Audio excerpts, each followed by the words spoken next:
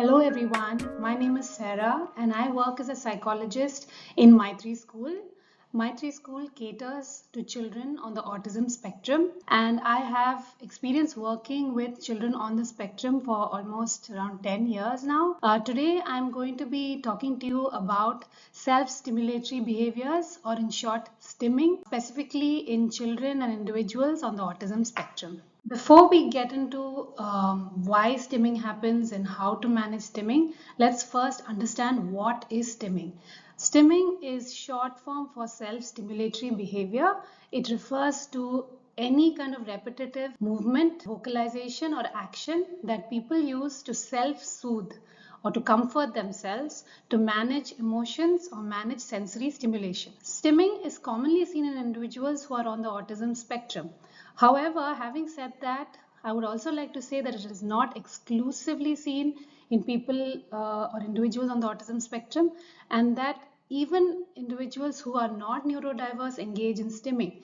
If you have ever bitten your nails out of nervousness, or twirled your hair, or tapped your feet during a meeting, all these are self-stimulatory behaviors or stims which we use to regulate ourselves when we're anxious or when we're bored or when we just not engaged in anything, and we show stimming behaviors. And the only difference is that stimming in people who are neurotypical doesn't look very unusual or strange, whereas stimming in individuals who are on the autism spectrum stands out as it looks very unusual or out of place. Let's first try to understand why people on the autism spectrum show stimming behaviors. Stimming helps an individual with autism express their emotions. It reduces anxiety and provides comfort. It helps people on the autism spectrum manage their sensory stimulation and helps them cope when there's too much sensory input or too much going on around them in their environment, which is commonly known as sensory overload.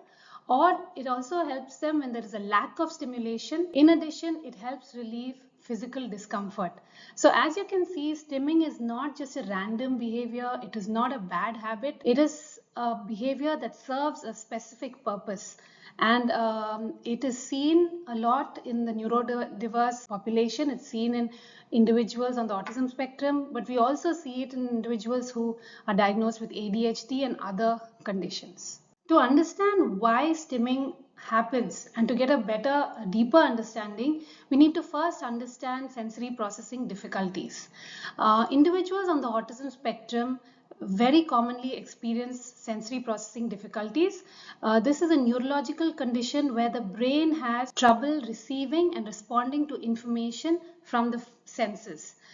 So for a neurotypical person, they are able to take in information, sift through, and able to decide that, okay, I want to look at this stimulus, I want to look at this person, and I want to not focus on something else. Whereas an individual on the autism spectrum is unable to sieve or filter through these inputs, and sometimes it could be that there's a lot of input, lot of information coming in at the same time, and their brain is unable to process it, and it gets too much. It's overstimulating for them, and this is what we commonly see in a person who shows sensory processing difficulties.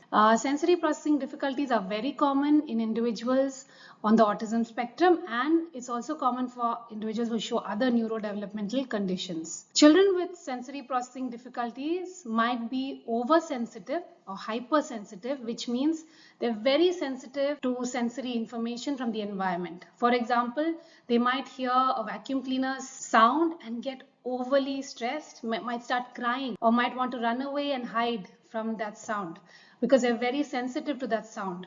Or they will not like a hug. So if someone tries to hug them, they might push the person away because they don't like that kind of touch. So this child is showing oversensitivity or hypersensitivity. On the other hand, you do have children who also show undersensitivity or hyposensitivity, where their senses take in too little sensory information, and so they are sensory seekers. They seek more information from the environment. So you might see children on the autism spectrum who are hand flapping, or they do this because it's a visual input that they're getting, or they might be humming, making sounds, which is giving them an auditory input, and we call that auditory stemming. And so they are not getting enough from the environment, and so they stim to get more information from the environment. This slide further explains sensory processing difficulties experienced by children on the autism spectrum and in children who also face other neurodevelopmental conditions. And as I mentioned earlier, a child could be hypersensitive, feeling overwhelmed in crowded, noisy places, or feeling overwhelmed when they hear a hand dryer or vacuum cleaner, as I mentioned. They could also be overly sensitive to certain textures of food, so that's why some of them tend to be picky eaters. They don't like a particular texture, and they might want to bring it out. That's also hypersensitivity. On the other hand, there are also children on the autism spectrum who show undersensitivity or under-responsivity, where they may show very little reaction to loud noises or extreme temperatures or pain. So I'll give you an example. So I had a student who would bang his head really hard on the wall, but would not cry, would not react to the pain because he had such a high threshold to pain. Another example could be that the child could be unaware of his or her surroundings and is unaffected by loud noises. Let's say there's a fire alarm going, but the child will not be alarmed by it, may not even be aware of it, and will be in his or her own world. These are some examples of over responsivity or under responsivity. So what is the connection between sensory processing difficulties and stimming? So the reason I spoke about sensory processing difficulties is because there is quite a big connection between the two. So stimming or self-stimulatory behaviors are a response to sensory processing difficulties. Where a person shows repetitive action like hand flapping, rocking, or humming. They are doing this to help regulate the sensory input. For example, let's say where a child is overwhelmed with too much sensory information, there's too much of input, stimming can help the child self-soothe, help the child reduce that sensory input. Like they might sometimes cover their eyes because they don't want to see the light and the light is overstimulating, or they might close their ears, cover their ears because the sound is too much for them, and they might show stimming behaviors like going on touching their ears like that. So when a child is overwhelmed, when a child on the autism spectrum is overwhelmed with too much sensory information, they do show stimming to help them regulate and help them cope with this overload, sensory overload. On the other hand, a child who is undersensitive to sensory input might seek more stimulation, and this also could be done through stimming. For example, if they seek more visual sensory stimulation, then they might put their hand in front of their eyes. If they seek movement, they might start jumping, or if they seek auditory input, they might start making sounds, saying a particular word repeatedly, because it gives them sensory input and helps them, because they are undersensitive, it helps them get more sensory input. I would like to now talk briefly about the different types of stimming.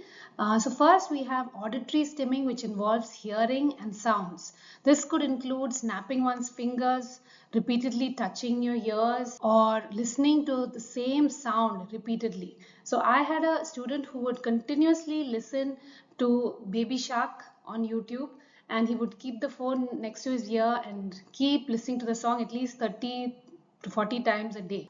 We then have vocal stimming, which involves sounds you make with your voice or throat. This could include repeating a particular word, or humming, or clearing your throat, or making an unusual sound with your voice. Then we have tactile stimming, which involves actions that involve touching or feeling objects. This could include scratching your skin, touching various surfaces. This is what we call tactile stimming. Then we have visual stimming, which involves a sense of sight. It could be looking at lights or looking at any object which provides visual input. For example, I had a student who loved looking at a fan turning. He would be obsessed with turning on the fan and looking at the blades move. So this is a form of visual stimming. Vestibular stimming involves movement or balance. So this could include pacing back and forth or twirling around in circles. This gives the child input which involve movement. Then we have olfactory stimming, which is basically stimming that involves tasting and smelling. So I have seen many of my students sometimes smelling paint, or they smell their peer's hair. It could be anything that they like to smell. This could also involve licking objects. This would also come under olfactory stimming. And last but not the least, we have full body stimming, which includes movement of the entire body. This could be rocking back and forth or running up and down continuously, and this would come under full body stimming. I would like to share a video of a mother who I've met, whose son goes to Maitri school, and that's how I know her. And she talks about the challenges she has faced due to stimming, and how sometimes people are not very understanding when his son shows stimming in the public domain. What I found really interesting is how she has learned to cope with this and how she has learned to manage stimming. So please have a listen. Mother of a 7-year-old child with autism, so he does stimming frequently on a daily basis, and especially when we go out, there will be two different types of stimming. Firstly, when he's overly excited, he will start jumping around, flapping his hands, and there will be another one when he is upset. He will floor himself and he will also do stimming. But this time around, when he is upset, the stimming will be jumping, flapping, and running back and forth within the same place. Okay, so when we go out, we feel that there are two different categories of people. One, those who will try to help us and ask, is he okay? Do you need our help? But most of the time, most of them will just be staring. But I've learned to ignore all these stares. I've also learned to ignore the judgmental looks, because at the end of the day, I feel that what's important is for him to calm himself down rather than add on the extra mental stress on myself for having those thoughts when they look at us trying to calm him down. Yeah, we feel that the general public still does not understand stimming. There needs to be more. Even if we see cases online, we see even those transport operators who says that they have trained their staff to be more aware of these kind of children. They may not be fully understanding of the whole situation. Yeah. Okay, thank you. Now I'd like to talk about some strategies that could be used to manage stimming, especially with children who are on the autism spectrum. So the first could be to understand the function of the stimming behavior. Why is this child showing stimming? Has the child had a very long day? Is the child overstimulated? Did the child miss his nap and maybe is tired? So the first strategy is to understand and try to figure out why the child is showing stimming, instead of looking at it as a bad habit or looking at it as something that's wrong. Stimming is not a behavior that a child is doing on purpose. And as caregivers, we need to understand that the child is trying to communicate to us even through stimming. Maybe the child is anxious, maybe the child is tired. We need to understand and we need to change the environment if possible, reduce the stimulation if possible, so that the child can cope better with the situation. The next strategy could be to provide alternatives. So offer alternative ways to get sensory input. For example, let's say the child wants auditory input and is constantly humming in public. So it can be seen as socially inappropriate.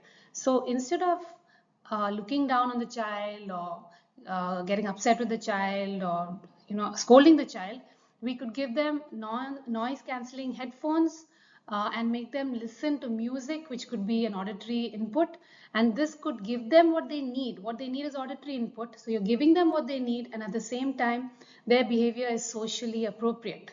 So we could always think of replacement behaviors that could replace the stimming behavior instead of thinking of stopping the stimming behavior completely. Stopping is never beneficial, because then the child will be dysregulated and the child is not getting what he or she needs. So instead of concentrating on stopping, we work on replacing the stimming behavior with something more socially appropriate. The next one could be to create a supportive environment, which could include reducing overwhelming stimuli, creating a calmer environment. Let's say you took your child to the fair or to a carnival and it's just too much for your child to handle, then maybe cut short the time you spend there and try to get home as soon as possible to a calmer place as soon as possible and reduce the overload. And last but not the least, consult a medical professional or an occupational therapist for an assessment if you feel your child frequently gets overloaded with sensory stimuli and has sensory needs. An occupational therapist or an OT will be able to offer your child a sensory diet, which is something that can be provided to the child on a regular basis and will help your child manage stimming. So if your child is regularly given sensory inputs, given what he or she needs, then the frequency and intensity of stimming may reduce. And that can be worked on if we work with a professional. So these are some strategies that could be employed. I'm not saying that these strategies will result in stimming completely to disappear. No, that's not what I'm saying. But it will help manage the stimming. It could help reduce the frequency and intensity of stimming. So I would like to end this presentation by just thanking you for listening to this presentation and just ending by saying that we need to understand individuals on the autism spectrum better. We need to accept them for their neurodiversity and accept them in spite of them showing stimming behaviors, and understand that stimming is something that helps them cope better, that helps them regulate better, and so to be more understanding and not to judge and not to focus always on stopping the stimming, but working on how to replace the stimming behaviors with something more socially appropriate. Thank you very much for listening. Please do comment and let me know if you have any queries regarding stimming. Thank you. Take care. Bye.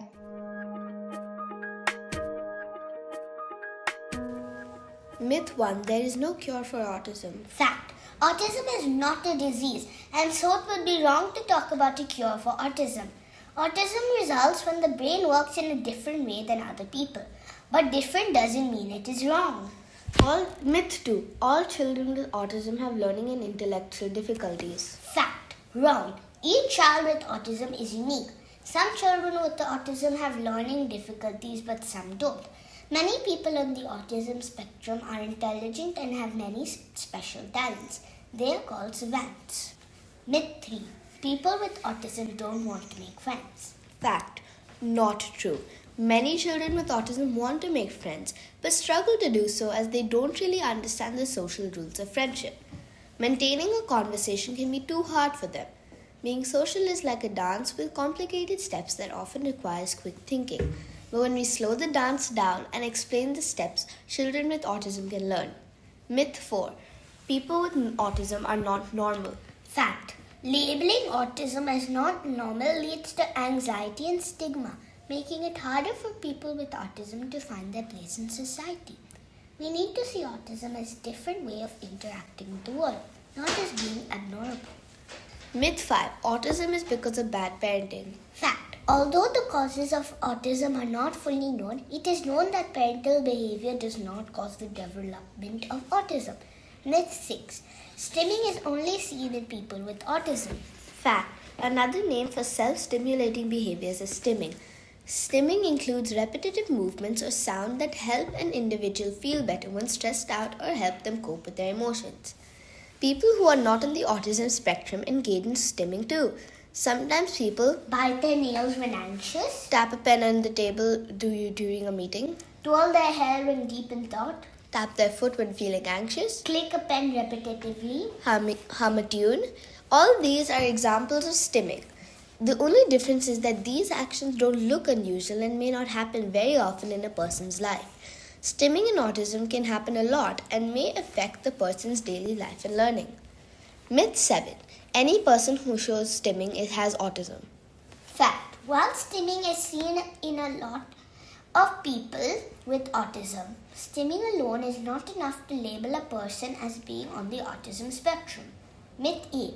When we see a person with autism stimming, we should stop them from doing it. Fact. Stimming is not a problem to be solved or behavior to be stopped. Stimming, especially in people with autism, helps them cope when they are stressed or anxious. When we see someone with autism stimming, we need to understand them and respect their need to stim. Staring at them or making fun of them for stimming is disrespectful and wrong. The next time you see a person with autism, please be kind and understand that they are just different and unique. Let's try to understand them and celebrate their uniqueness.